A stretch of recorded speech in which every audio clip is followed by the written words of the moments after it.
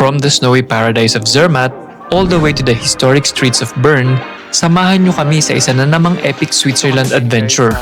We'll visit the Einstein Museum, stroll around the charming old town, and discover the hidden gems like St. Peter and Paul Church. Ready to experience history, culture, and breathtaking views? Let's go!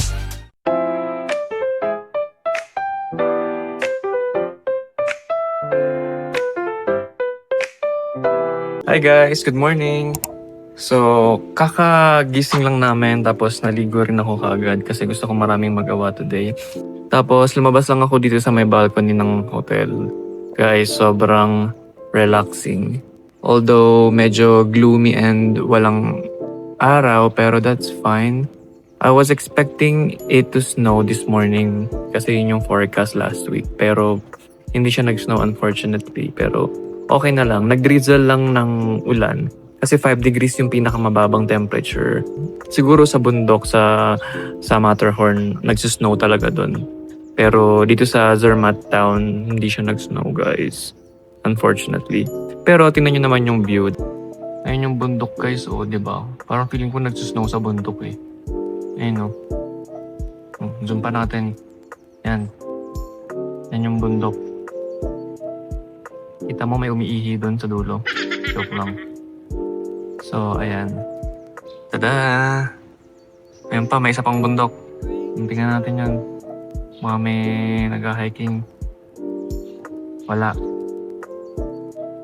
Ayan o.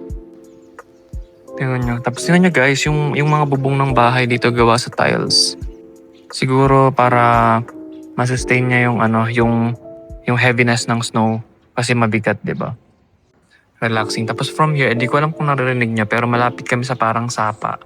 So, naririnig mo yung agos ng tubig. Nakaka-relax guys. Tapos dito, yun na yung mga puno-puno na golden yellow ang kulay. Diba? Ganda. O sige guys, medyo iba yung hairstyle ko ngayon. Medyo parang magulo. Kasing gulo ng pag-uutak ko. So, mag-breakfast muna kami sa baba. Tingnan natin kung gaano kasarap yung breakfast nila. Tsaka sobrang gusto namin yung service dito, ibang-iba kumpara sa mga accommodation na na-try namin. So, major talaga nila dito, economy is tourism. Yeah. Diba? Yan. Alright. O sige guys, breakfast muna kami and see you later. Ano ito? Hot lamb. Honey lemon. Honey lemon. Guys, sobrang sarap ng breakfast dito. Breakfast ni Mark. Tapos, ito yung coffee. Pinagawa pa nila ako ng coffee there. Tapos ito guys, yung hindi namin from outside. Hi guys, so katapos lang namin mag-check out sa hotel. Meron silang in-offer na free shuttle service from hotel to the train station. So, very nice yung electric car na ginamit nila. Parang may panoramic view siya. Papakita ko lang sa inyo. Ayan, yan o. Ganda. So, complimentary to pag mag-check out ka. Actually, free din siya kung sakaling before na-check-in namin. Pero hindi namin alam na may ganito pala. Tinatry nila akong i-contact through email and WhatsApp. Pero hindi ko nabasa yung email nila. Tapos yung language din na ginamit nila for email is I think Swiss or German. So hindi ko siya naintindihan. Medyo mahaba-habang biyahe ulit. Siguro between 2.5 hours to 3 hours. Instead of going directly to Interlaken, we're gonna head straight to Bern. So we're going to Bern kasi feeling ko medyo cloudy and rainy yung weather today kasi mas maraming indoor activities sa Bern. So para makita rin namin yung katabing bayan ng Interlaken, which is Bern. Hello guys, so we're currently here inside the train. So just to let you know guys, lahat ng train na sinasakyan namin is second class lang, hindi kami nag first class kasi nung nag-research ako, tinitingnan ko, almost wala namang masyadong difference yung first class at second class. Tapos same lang din ang view na makikita mo. Siguro mas malaki lang yung table nila, saka yung legroom, but it's almost the same. Tingnan nyo naman yung legroom ko. Sobrang nice, sobrang laki. Kasya pa yung luggage ko dito. Tapos, yung view, ganun din. Ang ganda, oh. Parang may pagka-panoramic din yung train. Diba? Wala masyadong tao dito sa train. Pakita ko lang sa inyo, guys. Ayan, oh. Tig-isa pa kami ng row ni Mark. Kami lang dalawa sa... Nag-iisa lang kami. Solo namin yung row. Oh, tapos sa kabila, wala ding tao. Tingnan nyo. It's currently, what time is it now? It's currently 8:45. So, kahit na gantong oras, hindi pa rin siya ganun ka-crowded. As I said earlier, pupunta kami sa Bern. May mga nilagay ako na itinerary dito. So, once we get to Bern, we are planning to visit the Old Town, which is the UNESCO Heritage Site. Siguro yun yung parang pinaka-town center nila na pinipreserve nila. We will see later. And then, nandun din sa Bern, yung tinatawag nilang, yung museum ni Einstein. Parang dun lumaki si Einstein. Tapos, it will tell a story about the life of Einstein. Einstein is one of the best scientists of all time. So, it's nice to know more about him. Swiss pala siya. Dito pala siya lumaki sa Bern, Switzerland, di ba? I didn't know that before. Aside from that, yun nga, walk-walk lang kami sa town and check namin kung anong difference niya sa ibang cities like Zermatt, Zurich, and towns like Interlaken and Grindelwald. Yan. So, gagawin namin today yun kasi medyo a bit rainy and gloomy today. Nireserve namin yung day tomorrow for Lake Brins and yung mga iba pang Crash Landing on You filming location tomorrow. Tapos baka mag-boat kami from Interlaken to Giesbach. Yeah. Interlaken Ost to Giesbach. Yun, magbo-boat kami. Tapos dadaanan namin yung Giesbach Falls. Tsaka punta kami ng Isaltwald. Yan, yung mga gusto nyo, yung mga crash landing on new location. Yan, puntahan natin yung bukas. Hello guys, dito na kami ngayon sa Bern train station. Sobrang daming tao. Hindi ko alam kung bakit napakadaming tao. Sunday today, pero parang ang daming tao. Siguro kasi 1 hourly lang yung biyahe ng train. Maghanap lang kami ng storage ng luggage para kami, roam freely around the city.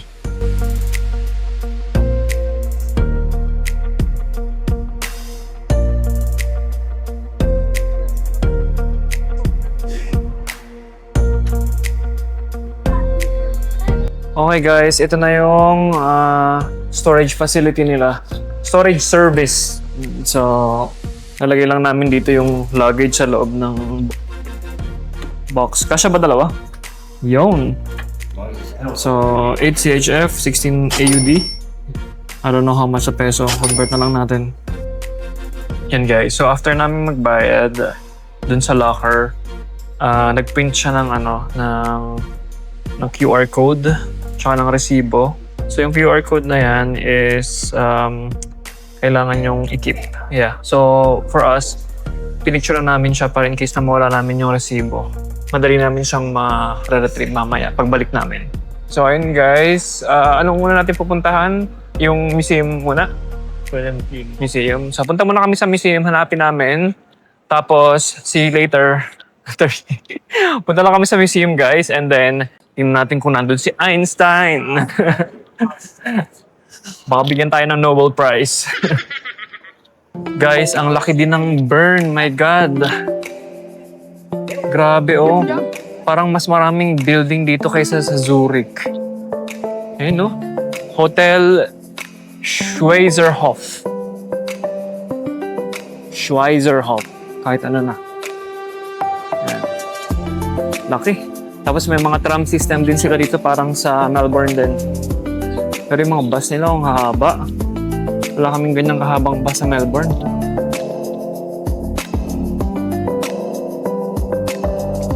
Dito kami ngayon guys sa tram station. Malapit lang to sa pinagbabaan namin. So pupunta kami ngayon sa Einstein Museum. Pero guys, sobrang ganda ng ng mga building dito, ang tataas. Clock Tower. Ha? Zeiss Clock Tower. If indoor yan, pwede naman tayo dyan. Malapit lang ba yan sa ano? Yan guys, sakay na kami. Dito oh. Ito.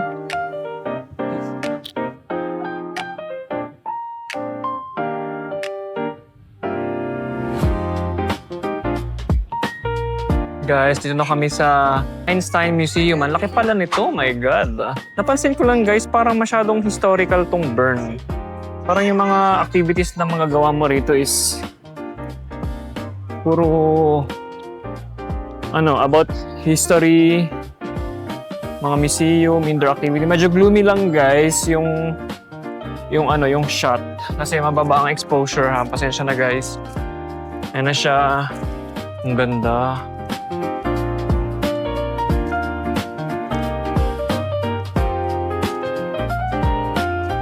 So guys, sakto na papunta namin ito. Meron silang parang sinaselebrate na Mexican event.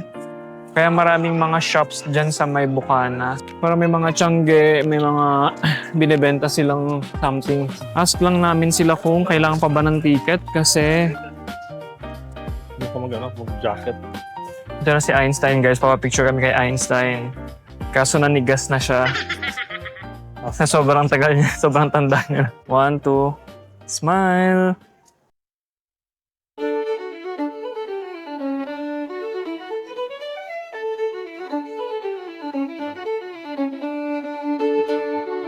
Sa Halloween din kasi, may Halloween din si Einstein.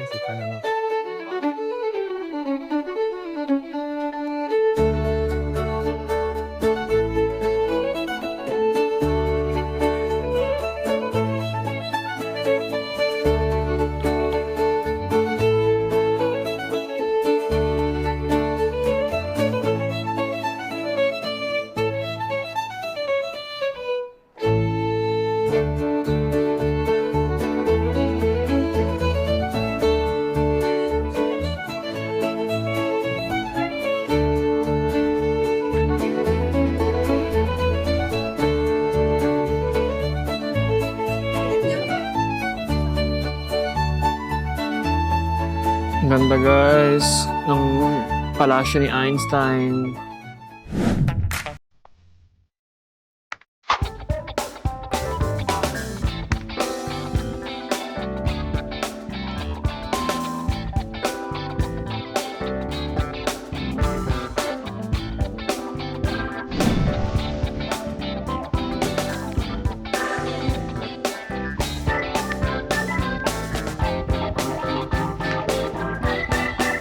Yan, hi guys. Ito na kami ngayon sa tinatawag nilang Zitgloge. Is that how you pronounce it? Zitgloge clock. So, yan siya. Yan siya guys. Isa siya sa mga parang iconic spot dito sa Bern. Yan.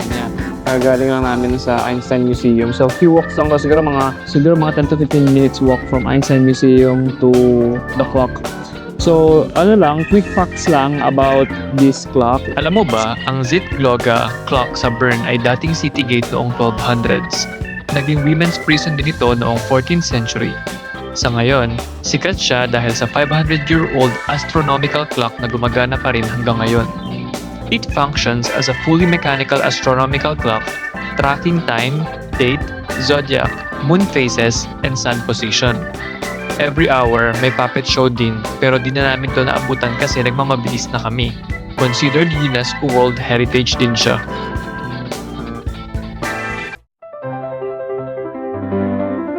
Ito nga yung cobblestone, no?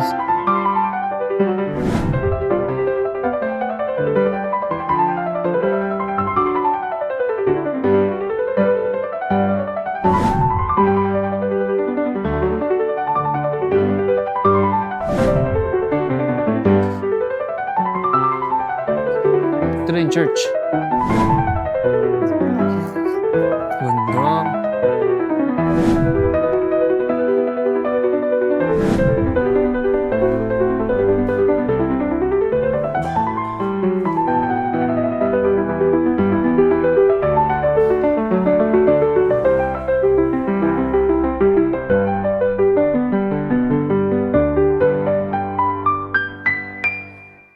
Dito kami ngayon sa Bern's Old Town, which is a UNESCO World Heritage Site. So, fun fact lang, why Bern's Old Town is special kasi it blends with Gothic and Baroque architecture with modern life.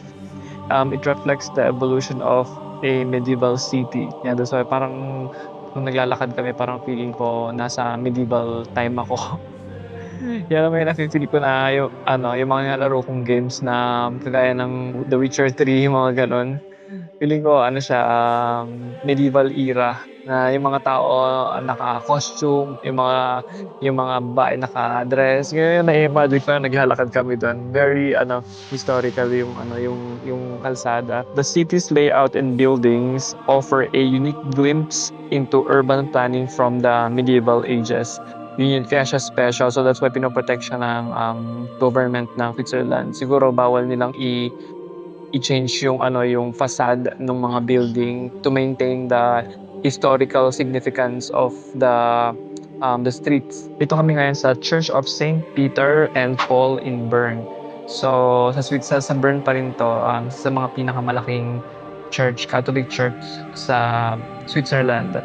So, fun fact about this church is it was built between 1858 and 1864, and it was the first Catholic church built in Bern after the Protestant Reformation in the 16th century.